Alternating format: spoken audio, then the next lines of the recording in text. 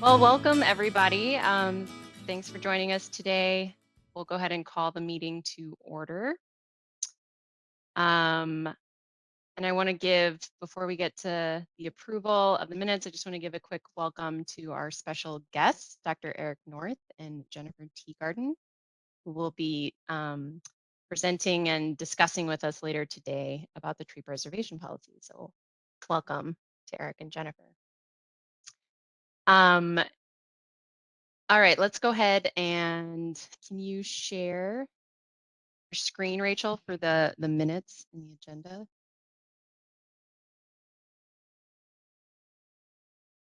Great.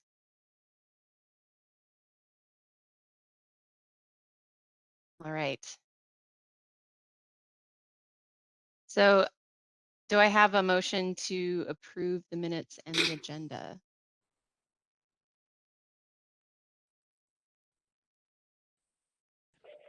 I'll motion that.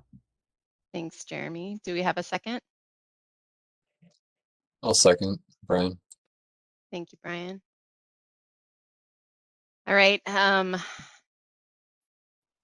We don't have to do, I always forget, Rachel, I'm sorry. Do we have to do all in, have to do a vote for the? Yeah, just like consensus. So okay, all in favor, raise your hand and or say aye.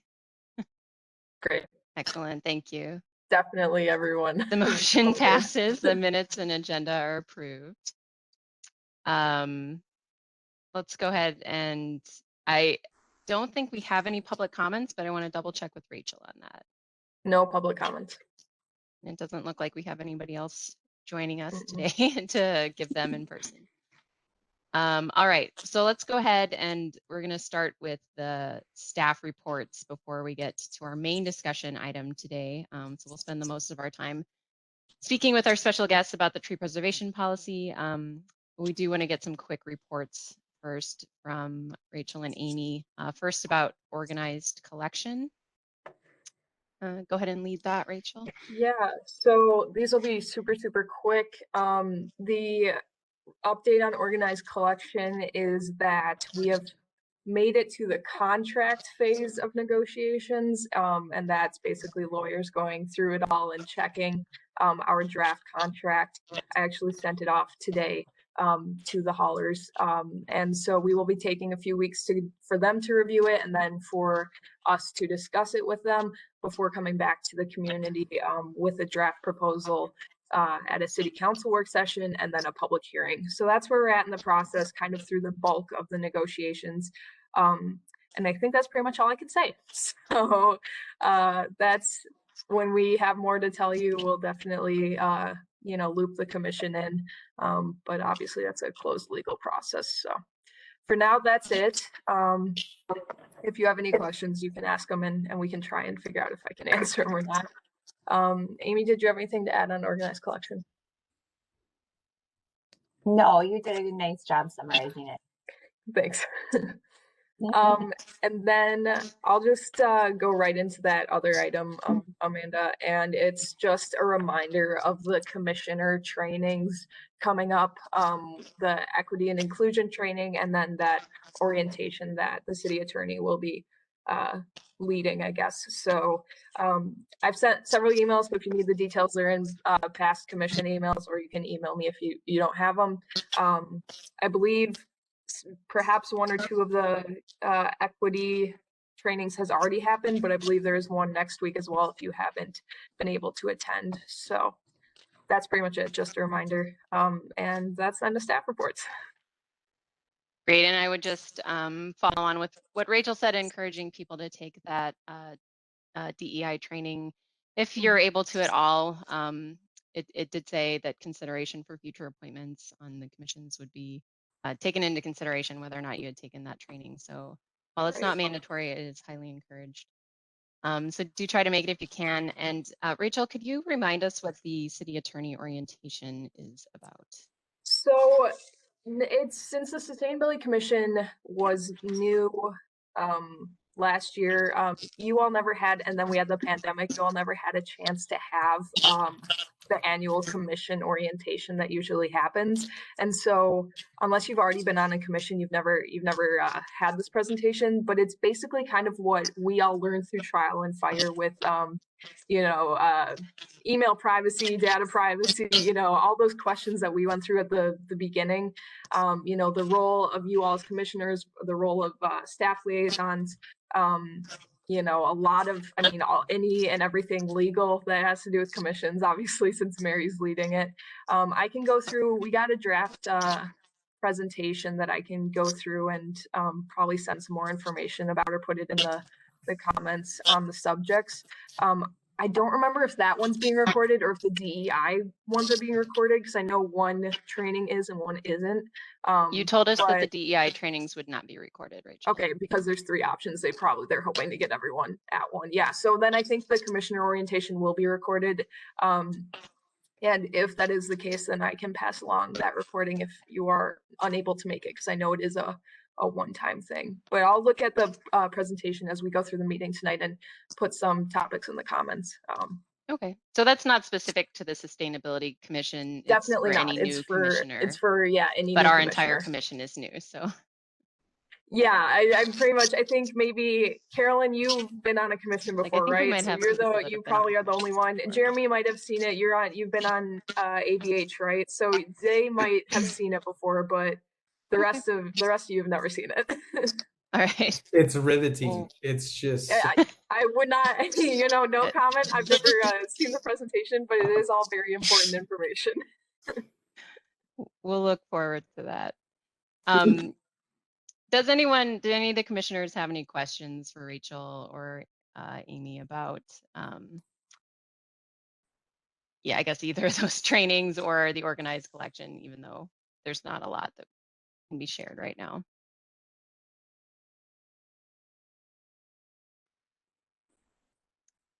All right, hearing none. Social media. That's a big topic that's talked about in Mary's thing, is social media usage and as a commissioner versus a resident. How to approach it.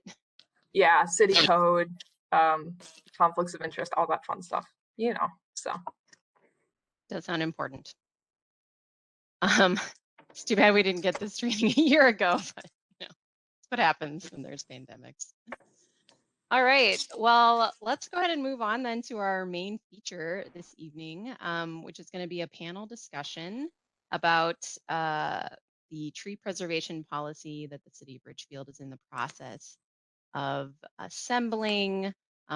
This is an education opportunity for us as commissioners to talk to a couple experts that have joined us here this evening, some urban forestry experts. And it's your opportunity to ask some questions and try to get some information that we can then share more broadly with the community as this policy comes together. So before I introduce Jennifer and Eric, Rachel, did you have some comments that you wanted to share at all about the policy, or do you want us to go ahead and dive right in? Yeah, no, I just second everything that you said. We're using this as just as much of a learning opportunity as you all are as commissioners. So I have sent out questions both to Jennifer and Eric, and I believe I sent the same ones out to you all as commissioners. So however you want to structure this, Amanda, you can definitely lead and ask the questions, or if you want me to, that's fine as well. And then just kind of hoping for a good conversation, so we all can learn and build the best policy for Ridgefield. Great. Well, I think what we'll do is I'll go ahead and introduce our guests, and you guys, I'll have you give a little bit of an introduction for yourself to tell folks a little bit about what your interests are and your expertise and background. And then Rachel, I'll have you ask the first questions because you had a nice list there and I don't actually have it pulled up. So you start with a nice broad question that they can warm everybody up with, and then we'll kind of open it up to questions from the commissioners and or from Rachel's list. So let's go ahead and start with Jennifer Teagarden, who is the Cooperative Forest Management Outreach Specialist for the Minnesota Department of Natural Resources, colleague of mine, and a former resident of Ridgefield for 17 years. She specializes in outreach to woodland owners, homeowners, and communities. Jennifer has a degree in forest resources and a minor in urban forestry from the U of M. She's also a certified arborist and a Minnesota tree inspector. So Jennifer, can you tell us a little bit more about your work and some of your interests in urban forestry? Sure. So, Amanda, this is for you.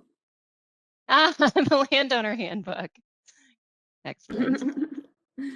So, well, one of my jobs is creating these landowner handbooks, and the goal is to have 10 of them for the state, and the Division of Forestry is producing 9 of them. So 3 were produced before I took over my position, and I'm getting 6 more done. Amanda and her partner, Mike Lynch, started the entire project. You know, they were project managers and did an awesome job. And so it's super easy for me to do this. All I have to do is pick wonderful pictures. Just kidding. There's a lot more work to it, but I am very appreciative for everything. You know, I was a Richfield resident, and I have a passion for preserving trees. Excellent. Well, we're really glad to have you here today to soak up some of your great Richfield tree knowledge, Jennifer.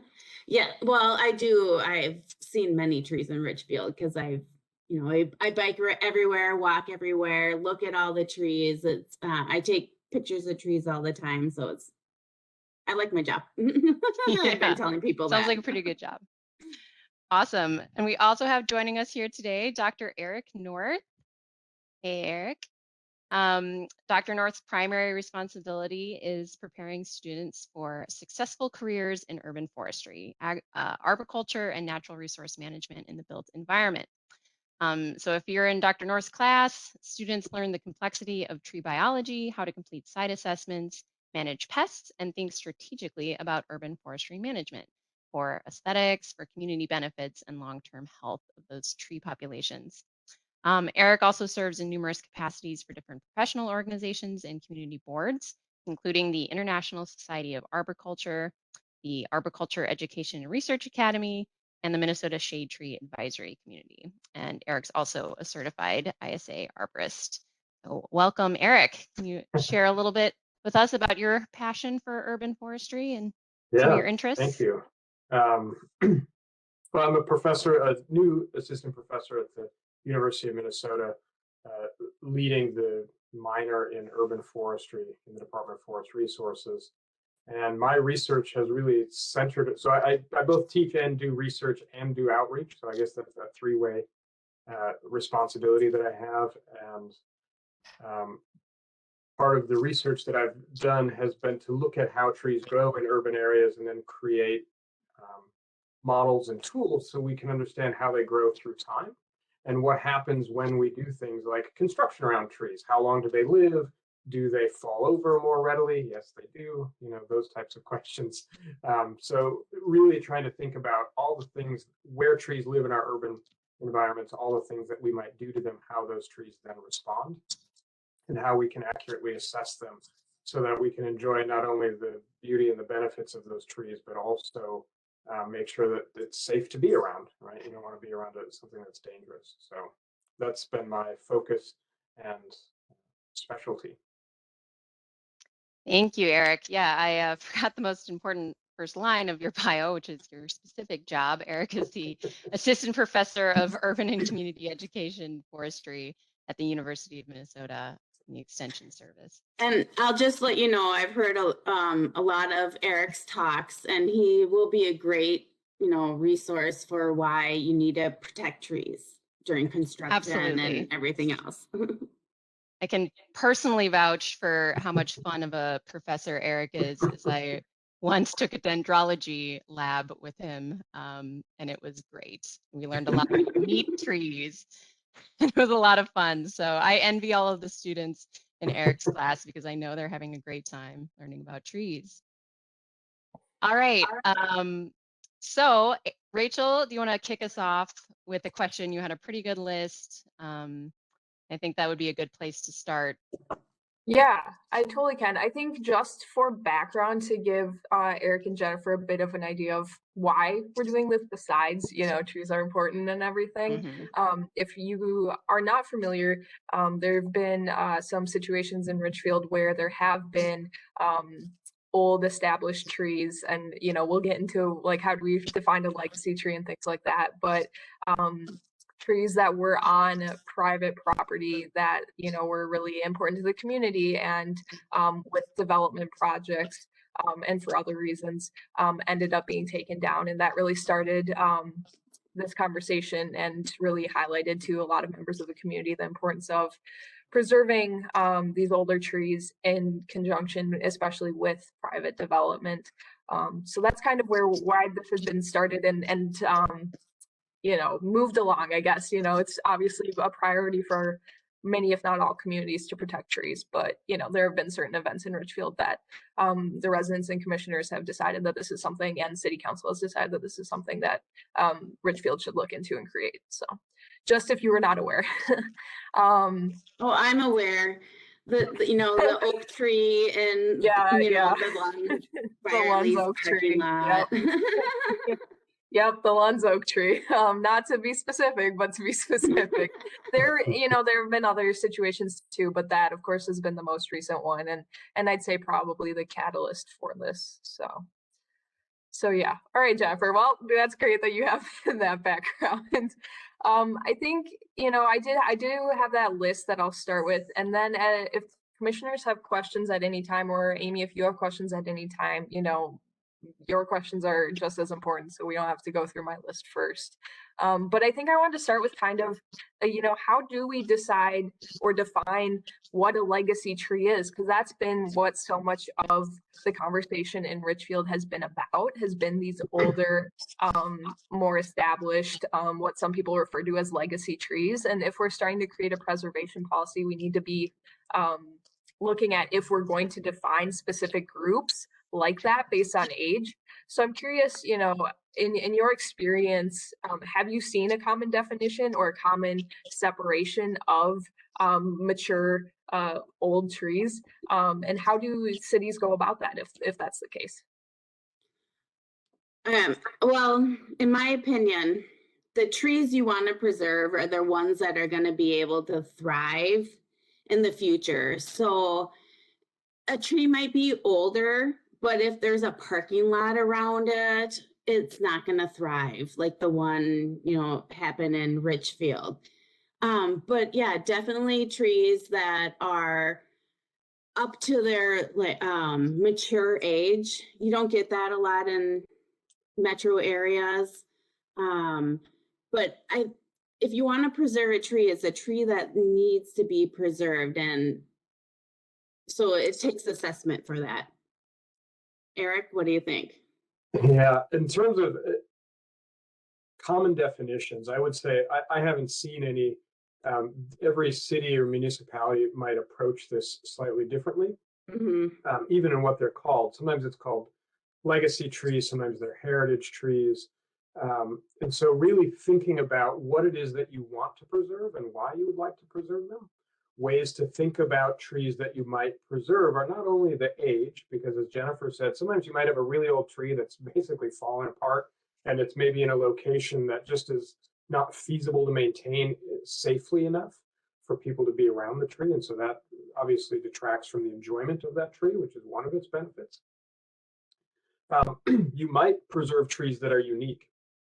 So maybe there was a special member of your community that really planted a lot of trees or planted spaces in a park or something that just has some uniqueness to it, or planted a really unique species that just doesn't exist anywhere else, and it's something that you want to highlight because there's maybe outreach or educational opportunities with it. So thinking about age, uniqueness, you might think about historic importance. Maybe there was a tree that was planted. Sometimes they're memorial trees, which can be kind of tricky to do. But maybe it's a tree that was planted to symbolize or mark a particular event, place, time, something of that nature. And then sometimes you can just say, this is the biggest tree of this kind, and so we want to make sure that we protect it. There's an interesting example in Minneapolis. by a bicycle bridge, there was actually a red mulberry that was identified as the state champion. And I think it was removed when they repaired the bicycle bridge, because I'm not sure that Minneapolis knew that it was a marked on the big tree registry, you know? So just thinking of those types of things to make sure, I mean, there's a state big tree registry, there's a national big tree registry. And so it can be really a fun outreach activity to think about having kids or families find the biggest tree, you know, a little bit of a competition type of thing that can be done. So there's lots of ways to think about how you want to preserve particular trees, excuse me, in terms of a legacy program. Does that help? So really, if you're trying to think about trees in terms of like 1 or 2 trees here or there, and so maybe there's a few of them around, then you just think of the criteria that are important to you as a community.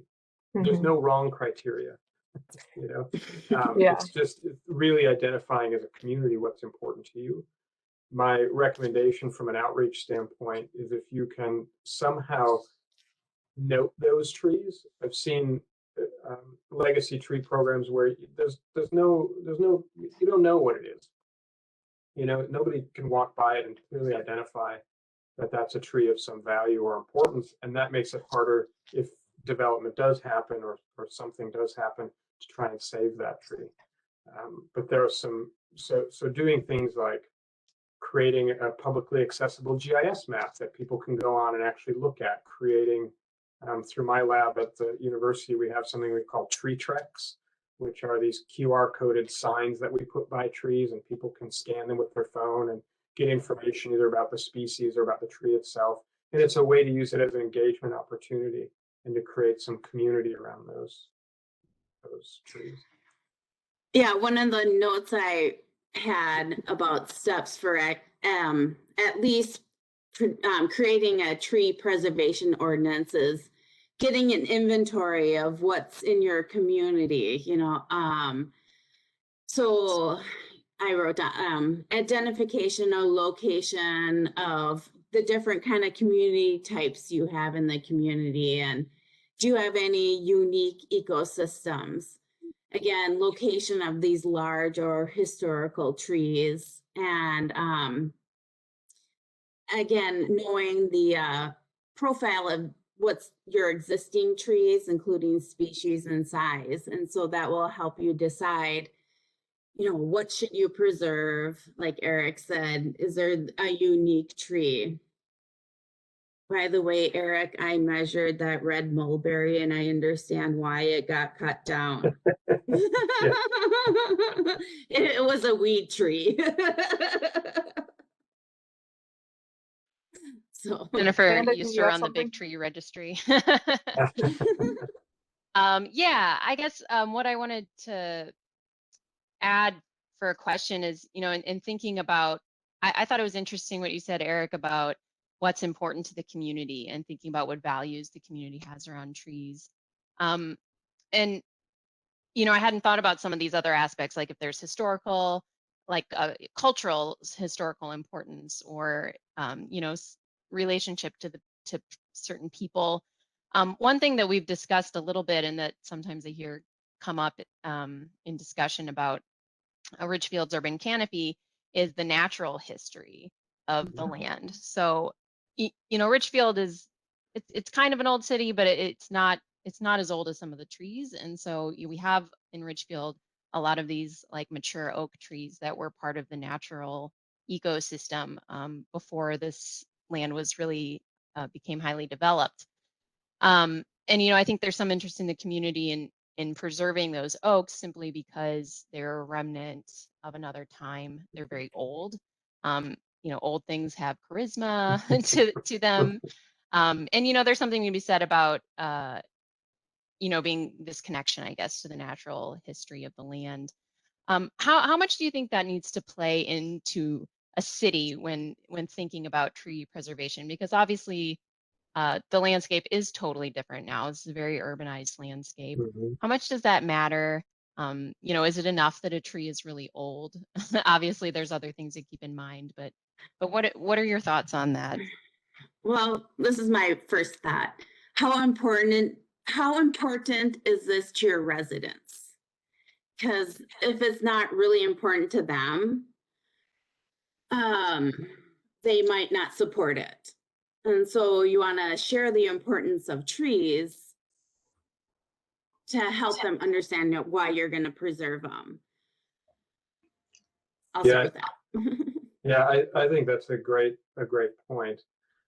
Sometimes if you just ask people how important is this, they'll say not important at all, because they might not understand the history.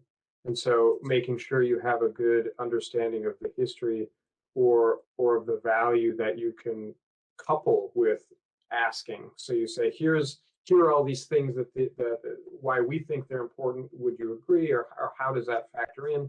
Is a good way to, I think, engage with folks, as opposed to just saying, these are important, we're going to protect them, and people going, I don't know, it looks like a weedy patch to me. So I think Jennifer brings up a very good point. The thing I would say, oh, sorry, go ahead. Did you have? Okay, so I am very familiar with a lot of the oaks in the city of Richfield. And some are dying and need to come down, and some should be preserved.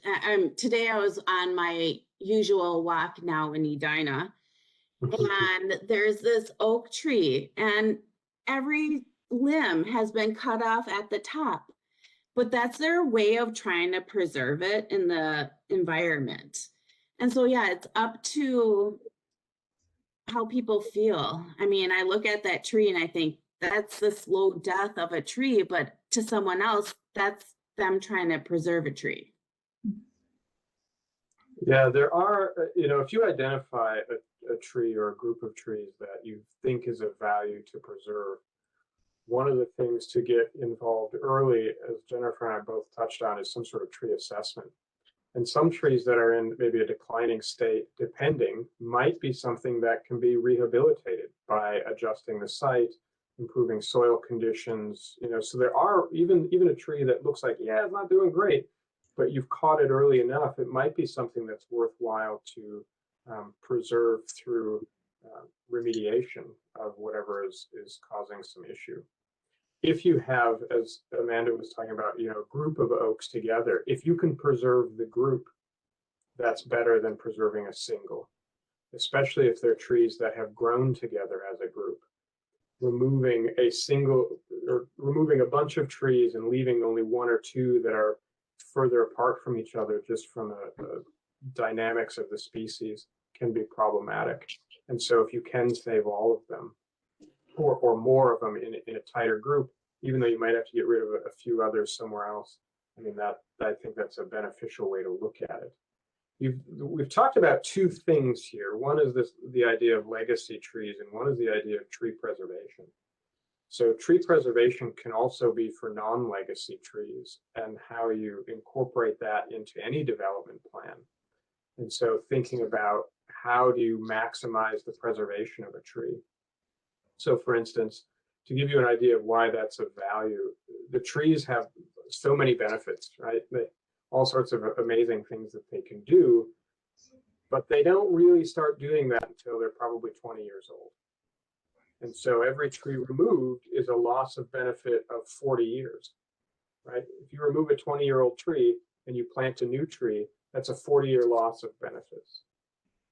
Right? Because you've lost that 20 years that was there and that would have kept going, and then you've got this other 20 years before you get back to it.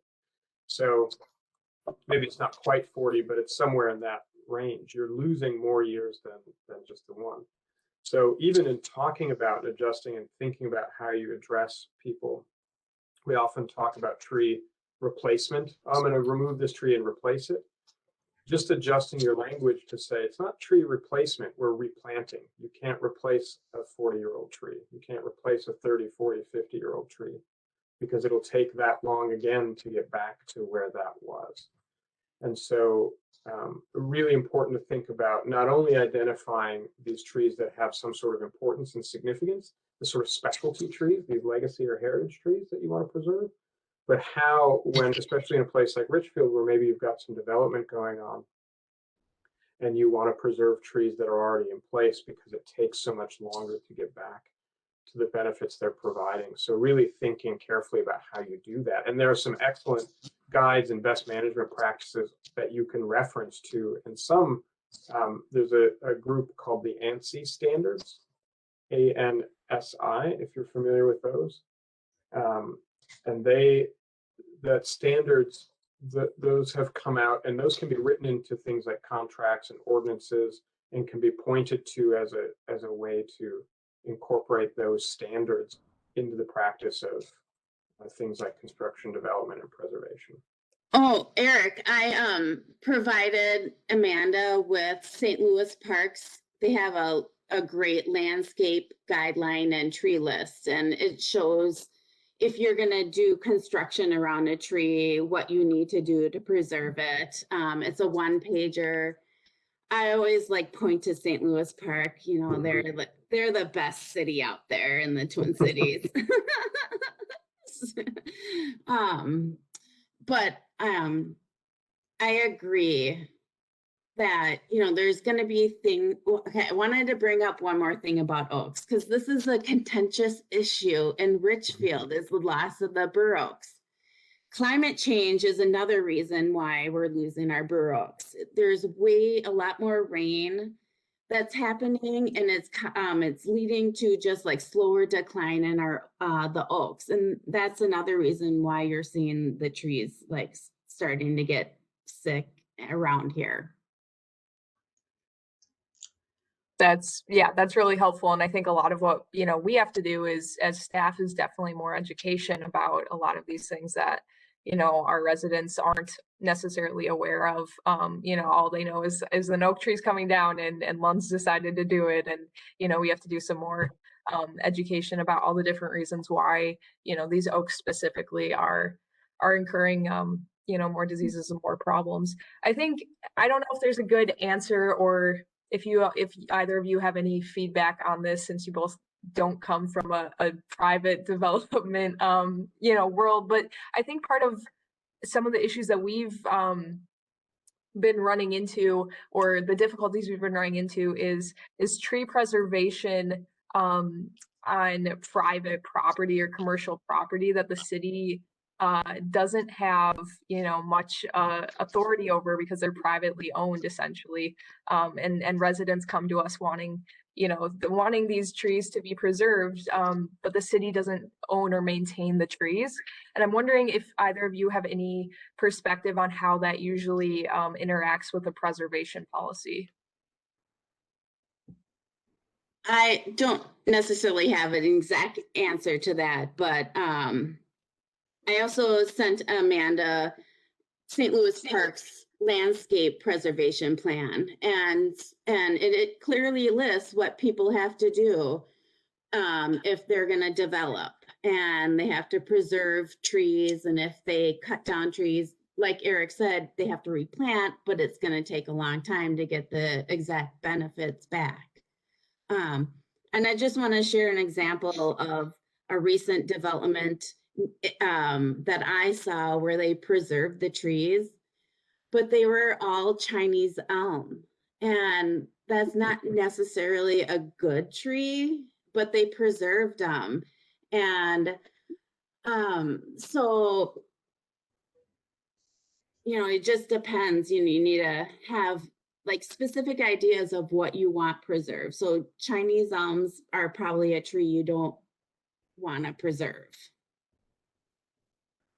Yeah, I think that's an important thing to think about in preservation. If you do have a preservation policy that covers more than just city-owned land, you might have in there a rule about invasive species or species that are classified as invasive. And that way, if you say the word invasive as opposed to naming particular trees, you can refer back to a state-run list and just say, hey, if it's on this list, these are not the ones we want you to preserve, right? Or these are the ones we would like you to remove. It makes it easier from a coding standpoint, municipal code for updating. You just don't have to worry about it. You know, use the most recent ANSI standards. That should be the language, and then refer to this invasive species list. And those ANSI standards, or maybe in the example of St. Louis Park or any other city that you're aware of, can that be applied then to private land. I guess that's like private developers, but yeah, that's just part of the city code is saying like if you're developing You- on private land, Yeah, you you can still have make to the follow these ordinance, standards. and then you can make the ordinance, you just have to enforce it. But is that what other cities have done? I think we just want to know, like, we're not going to be like reinventing this wheel or doing It varies, honestly, Amanda. Some cities, some states have a much. You'll see that cities will take much more of a legal approach to even what happens on private property. Just for instance, consider, I don't know if Richfield has this, but I live in Minneapolis, and Minneapolis has a weed ordinance, so that if my lawn gets over, I think it's 8 inches high, they can give me a citation and force me to mow my lawn, or they'll come and mow it and bill me for it, right? And that's on private property. So we use it a lot for these things we don't want to see happen, and you could simply use that same methodology for, you can't develop if a tree or if a piece of land has, you know, some predefined amount of canopy, that canopy has to be replaced or it can't be touched, or, you know, something like that. In reality, how easy that is to get done really depends on the community. Some communities are very supportive of that, others are less so. Totally. Yeah, sorry. Yeah, go ahead. Go ahead. I was going to say, you're not really reinventing the wheel. It just really matters how that's sort of communicated to the community, how much development is happening. Where I've seen it be very difficult to have those types of things, ordinances, preservation on private land, incorporated, is where you have really a lot of development because it's a newer community, or it's a community that has lots of space to expand into. And so development is seen as, if we don't develop, we're gonna lose out. Right. When you're in a city that maybe has more defined boundaries, like Richfield, that can't just expand into the next, you know, you're not going to take over Minneapolis, for instance, you're not going to annex land. And so Just wait, Eric. Just wait. Yeah, no, that's that Eric. I'm coming for you, Minnie. Minneapolis was Richfield, so Yeah, we're coming. We're taking back Coming for what you, used to be Minneapolis. Richfield. taking back the land.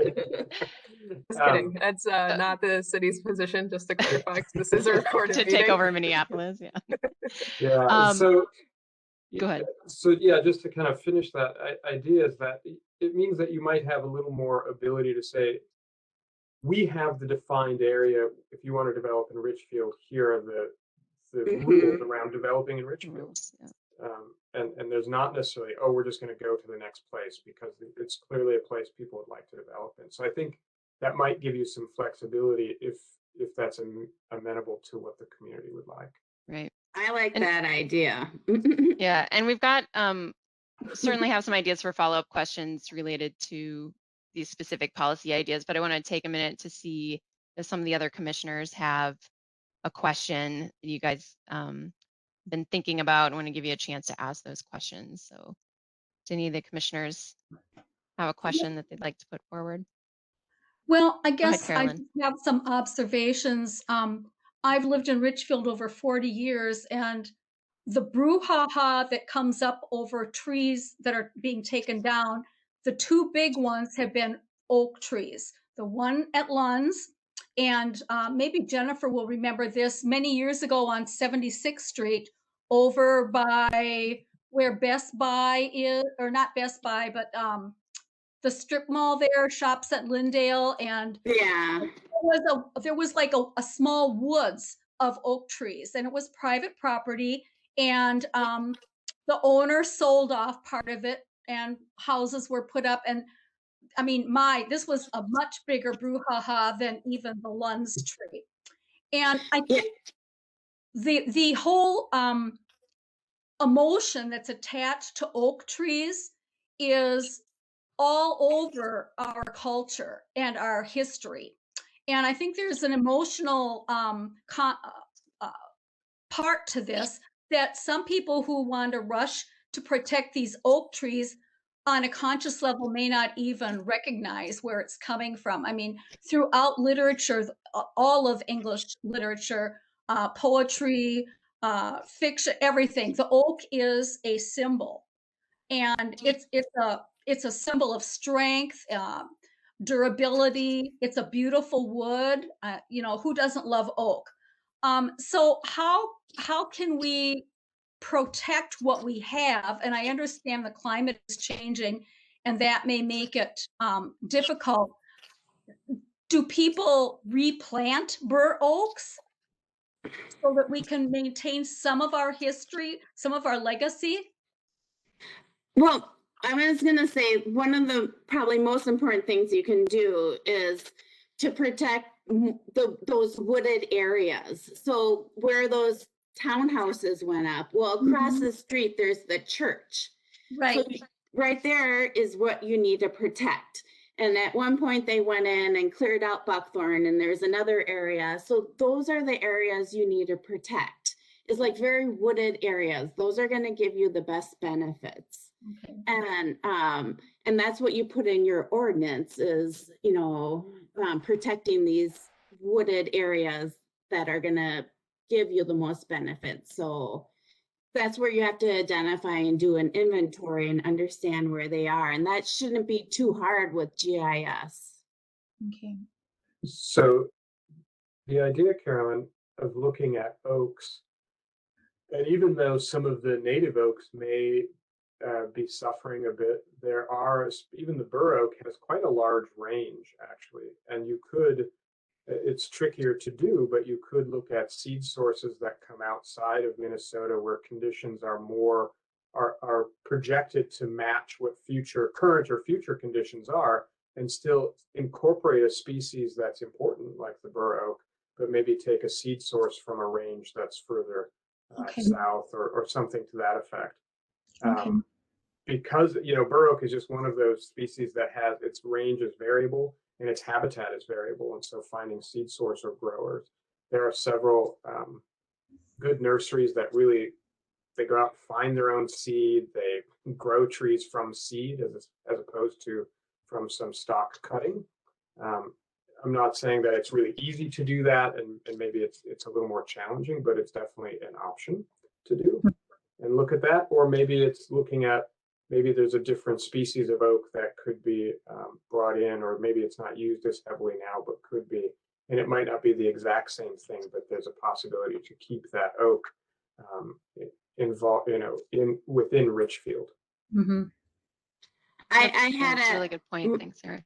Yeah, my Go old ahead, Jen. place that I moved out of Richfield, has a heritage oak, which is Eric, I think, a cross between a bur oak and an English oak. Yeah. Yep. Heritage oak. So the city of Richfield planted it for me, and it's a beautiful tree. Well, in my old place. Yeah, that's a really good point, Eric. And you know, I think we were also talking a little bit about climate change considerations. So, you know, thinking about some sourcing of populations that might be better adapted to the future climate, but maybe don't currently reside here in Richfield. Did anyone else have a question that they wanted to ask our panel? Any of the commissioners? Well, can I say something? Sure. I've been advocating for a while for the city of Richfield to have a tree preservation ordinance. And I talked to the foresters over time about doing it. So I'm really excited to see you do that. And like I said, I gave Amanda some great resources. I have some more like talking points if you want to create information to talk to your citizens about the importance of preserving trees and the woodlot areas that are around the city. And like I said, St. Louis Park is the model city. So just take their stuff and use it. We'll definitely look at that stuff, Jennifer. I have one question, and then maybe we'll I have ask one a too question. as well. Yeah, okay. I want to ask a question about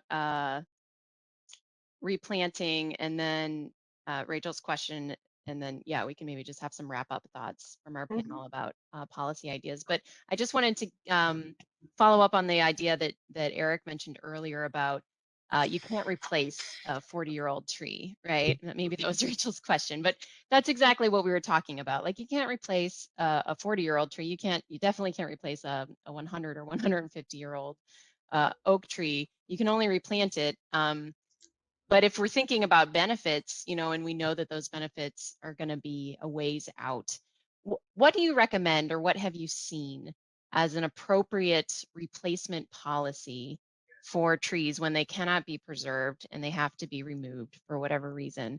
What is what does a reasonable replacement policy look like? We've talked about things like maybe they put money toward a fund to replant trees, or maybe they have to replant a certain number that's obviously more than one, because 1 to 1 just doesn't make sense. But what are your thoughts on that? I've seen it go a few different ways. Some communities have chosen to do, it's just a set number. If you remove 1 tree, you have to plant 3. Some have gone by more of a tiered system where if you remove, let's say, a 10-inch diameter tree, you have to plant 10 1-inch diameter trees because that's feasible to do. And that's kind of, so it's not 1 to 1, but it's sort of a 1 to 1 per diameter inch, right, as a way to think about it. Some of the challenges with doing that, you also have to have space for those 10 trees. And so clearly you have to have a tiered system or some sort of system that has allowances for just the practicality of space in some areas. Getting to the 1 to 1, if you just if you model a tree's growth through time, so we create kind of a curve of that, we know that a lot of our urban trees clearly aren't living to their maximum life potential for lots of issues. And so just looking at something like a street tree, if we remove trees that are lining our streets and we replant them 1 to 1, you have continual canopy decline in those populations for 30 to 40 years or longer, because of how trees just function in the urban environment. So you get to about parity when you replace it, probably 3 to 1 or 4 to 1. And then you can recover your canopy within maybe 10 years or 20 years.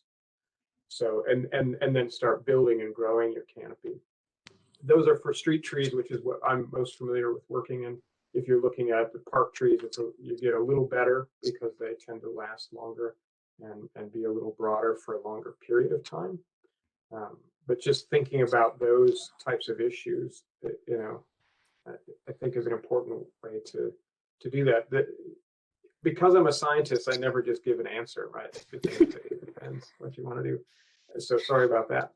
But I think a good way to think about it is, what are you trying to accomplish? If you're really trying to keep canopy good, then you want to definitely do more than 1 to 1. And what's feasible in your community? Is it 2 to 1? That's okay, but really 3 or 4 to 1 is probably best.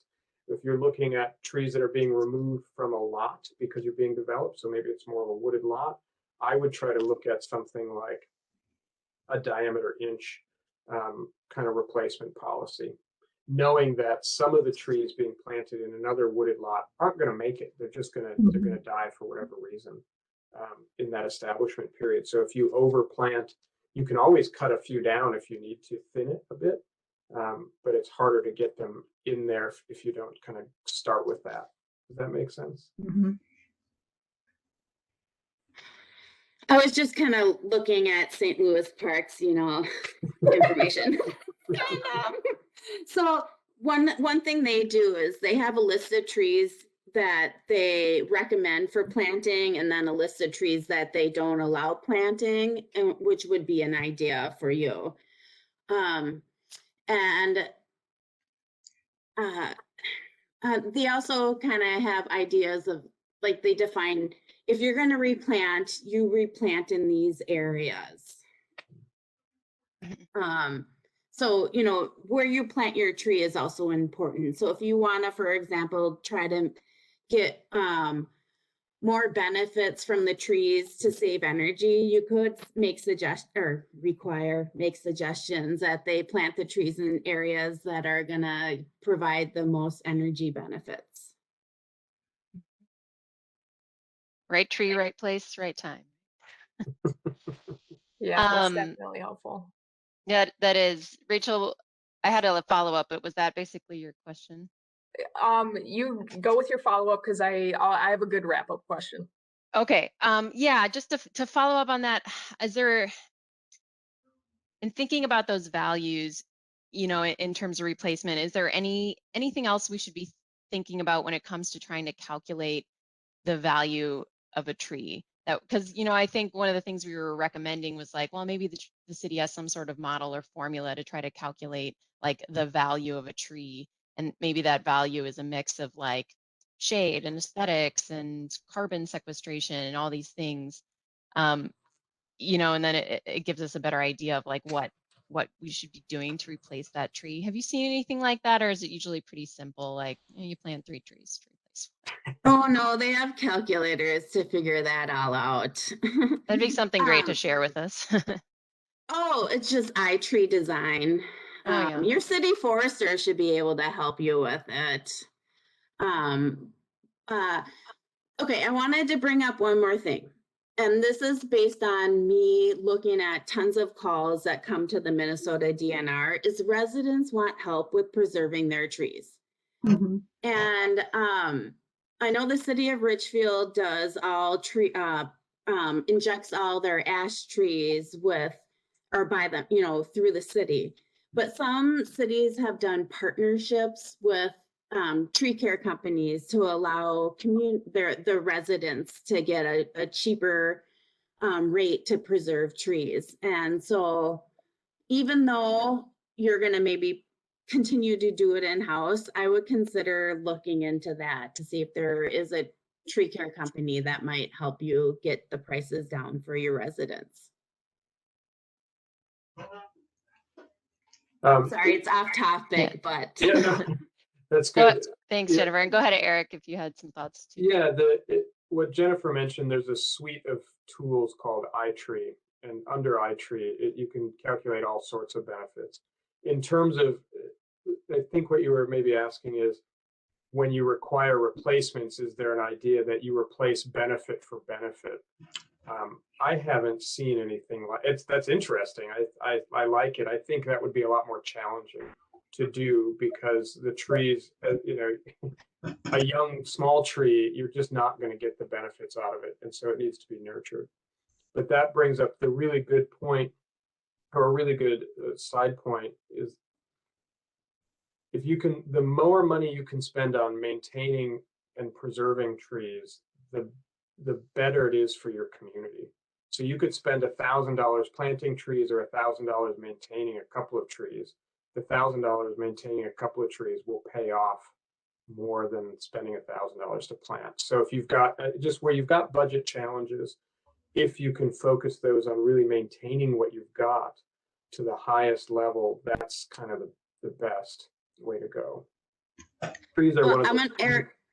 Eric, I'm going to just let you know the city of Richfield does that. So it's really excellent. nice to see.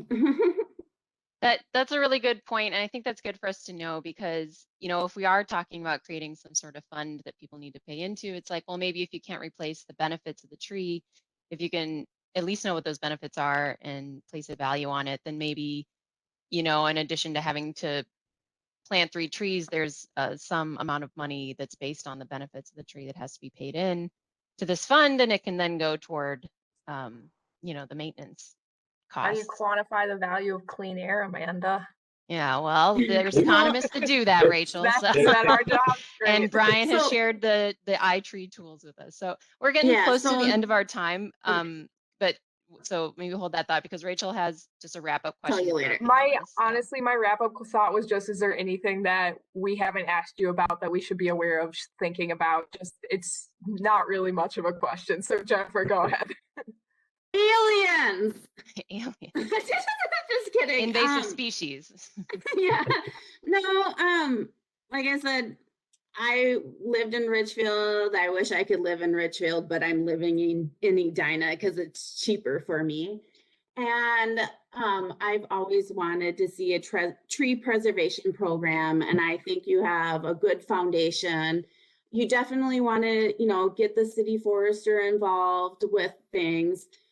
one thing that Eric brought up is it's really important for the one way you're gonna save money is early maintenance of any tree you plant. So if you want to get your trees to last and live after you plant them, you make sure you water them for the first 3 to 5 years. So have that. You trim them so that you have a very wonderful structure to the tree. And then, yeah, you preserve whatever is like the most important areas for your, for the city. And, you know, like I said, you can easily go and identify where those are. Yeah, in terms of the, that's all great information. In terms of thinking about funds for trees, I think that's wonderful. And so you could certainly have, what's nice if possible and where possible, where you can say this fee is specifically set aside and goes to this tree thing. To give you an idea, Lincoln, Nebraska, they had a municipally run, I think it's their electric grid, and they have, or maybe it was water, I think it's maybe the sewer and water. They had a thing on the bill that you could check a box that says, I donate to trees. So every time you paid your water bill, you could check a box and say, I'm giving an additional $2 to support trees and tree planting in the city of Lincoln. So if there's potential to do that, I mean, $2 or $1 or whatever, that is an optional thing that people can check. There's two things you get out of that. One, you get the money, which is wonderful. But two, you get a way to gauge people's willingness to pay.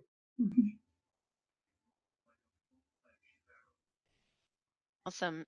Eric, did you have any other wrap-up thoughts for things that we're not thinking about in terms of this tree preservation policy? I think you've got all the requisite things there, and it's great that you're asking the questions. I would encourage you, I guess, in terms of tree preservation, to think of these as two separate things. One, we started with the legacy tree, and that should be a separate, I mean, there might be many similar pieces, but legacy heritage trees would be one program, and then tree preservation would be another. And not that they can't have some crossover overlap, but really be thinking about them as two separate things. Thank you. I don't think we would have thought about that and brought it up. I would just say don't rush either. Don't rush into anything. Like a tree, it's worth spending our time building this policy. Excellent. Well, we really want to thank you, Jennifer and Eric, for taking time out of your evening to join us and educate our Sustainability Commission and our city staff that we have joining us. We're really looking forward to passing this information onto the City Council and to this other staff folks that are going to be working to build this policy. And then Amanda, I'm happy to go over some iTree design with you. Great. We will do that offline, and maybe Rachel, because I think she's more in charge of this policy than me. So. Excellent. Well, we are pretty close on our time here, so I'm going to go ahead and thank our panelists, and then we just have a couple quick wrap-up items for the commission. But Jennifer and Eric, feel free to stay on for the rest of the meeting if you would like, but otherwise, we thank you for your time, and you have a great evening. Bye. No, thank you so much. Nice to meet all of you. Thank you Good to both. see you I guys. really appreciate it. Yeah. So just our last wrap-up item, is it Jenna? Jenna's not here today, so it's Right. Amy's time to Yeah, shine. so Amy said she could do a really quick CSE update for us. Super quick.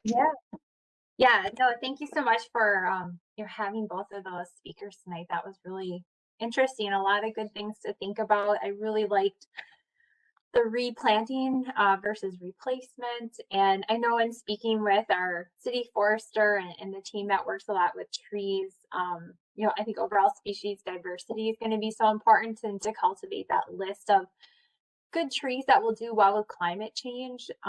Because I think what we're running into a lot of times is everyone goes with a maple. It's like, well, what happens when our maples get like the Dutch elm disease of maples?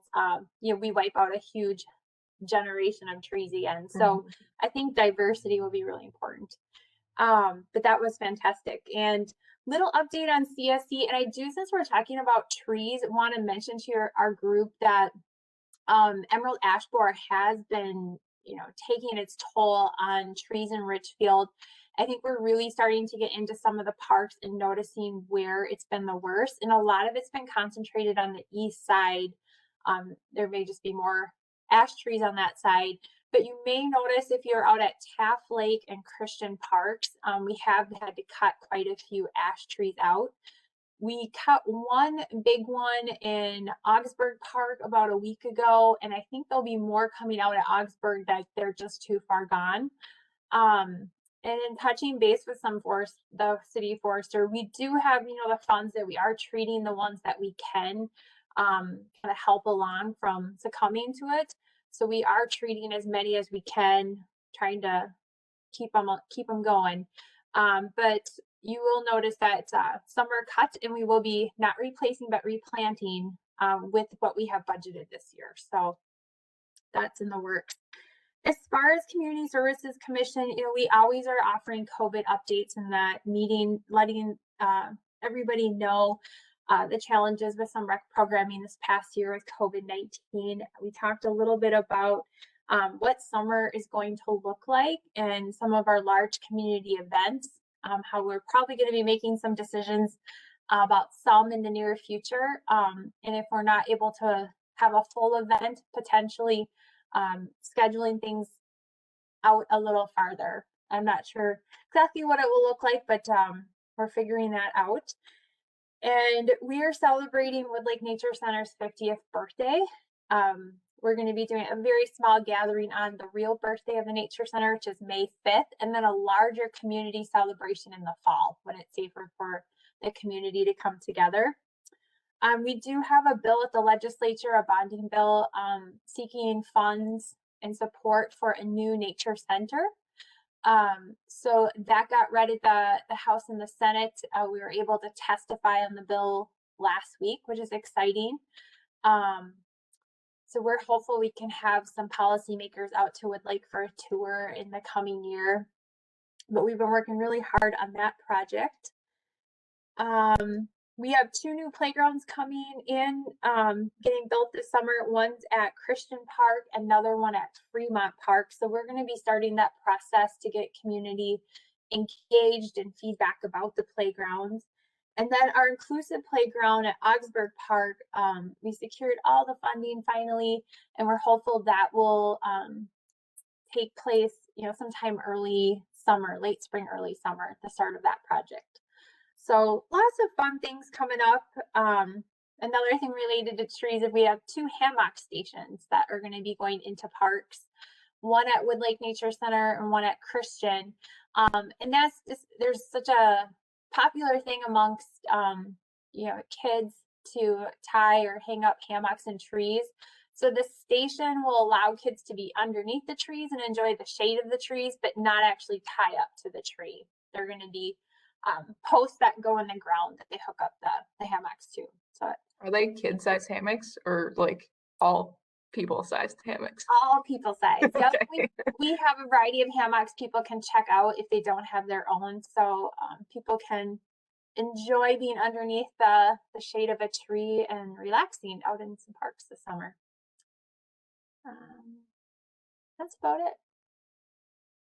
Great. Thank you, Amy. Mm-hmm. All right, that wraps up our agenda for the evening. Our next meeting is Thursday, April 22nd, which is actually Earth Day. So we'll see you on Earth Day. Yeah, Rachel's like, what? I didn't know it was Earth I Day. mean, we've been talking about Earth Day. I suppose that should have been a staff report, actually. A quick staff report. You'll be getting more information about our Earth Day events. We're going to have a public facing event at Wood Lake with geocaching sets and then park cleanups around the end location of those geocaching adventures. And then we will also be having our semi-regular city staff, council, and commissioner cleanup at Vets Park. So you all will be getting more information about that cleanup especially. So Which will be on Earth Day. Yeah, it will be on Earth Day. That's why. See each other twice yeah. in one day. Point All of right. information. What, Brian? Are we going to be digesting that feedback that we got in the next meeting, or The What's tree stuff from tonight? Yeah. Yeah, I'd we'll like to, yeah. definitely be Okay. talking more about it as a group, as this, as we start to think about how are we going to go over that, all the feedback about conducting outreach with the community. This is definitely going to be a process that we won't be rushing. So Yeah. yes, that I'd like will- that to be an agenda item for the next meeting, Brian, and I would recommend if anyone has notes or ideas, thoughts Mhm. that you want to capture right now after all that great discussion, send it to Rachel now, and Yeah, so you don't forget. so we don't forget, and then we can kind of revisit some of those ideas at the next meeting since we don't have time to do that Yep, tonight. exactly. So we'll thanks for we'll bringing keep that up, talking about Brian. it for sure. Any other final thoughts for the good of the order? Just had a question if there's been any talk about starting to meet in person again. Amy, this might be a you question. I don't think there has been anything that I've heard of. Yeah. I think the city's taking it slow for sure. Yeah, I think until we have kind of mass vaccination, no. I think as far as city buildings go, I think we're looking till we get to a point where we have at least 60 to 70% of the public vaccinated before we would reopen like Wood Lake Nature Center, the community center to the public. So I'm guessing it will, hopefully we'll be there middle to late summer. I'm not sure though. There's so many variables and unknowns. Yeah. it's a Yeah, good I was just question, curious. Mhm. Good question. Good question. Well, WebEx for now, and in the future, cookies. I will make some. Yeah. All right, anybody else? Final thoughts? All right, do we have a motion to adjourn the meeting?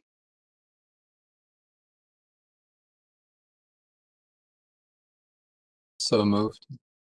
Thanks, Brian. Do we have a second? I'll second that. Thanks, Jeremy. All right, the meeting is adjourned at